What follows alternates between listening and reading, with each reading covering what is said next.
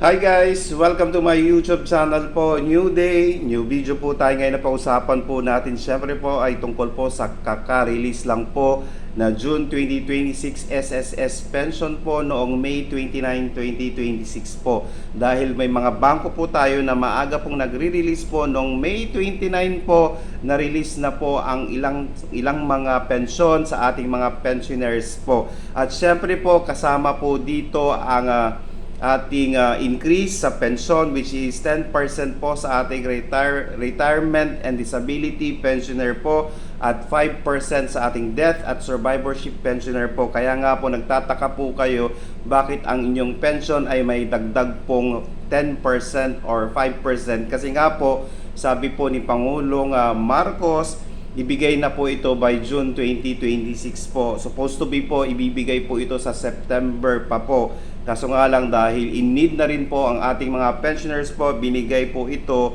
ngayong June 2026 po. Okay? Sa ating mga SSS pensioners po dyan, meron na po tayong increase. Nandyan na po ang increase ng pension sa June 2026 SSS pension po ninyo. Kaya magtataka po kayo, may increase pong dumagdag dito. Okay? Ayan po. At syempre po sa ating mga pensioner po, tandaan po natin, parati po nating sinasabi po ito na mag-comply lang po ng mga requirements po na kailangan ni SSS para hindi po masuspend or ma-terminate po ang inyong mga pension. Okay, ulitin po natin, na-release na po noong May 29 ang ating June 2026 SSS pension. Kasama na po rito ang supposed to be na September 2026 na increase, which is 10% po sa ating mga retirement at disability pensioners po, at 5% po sa ating death at survivorship pensioner po.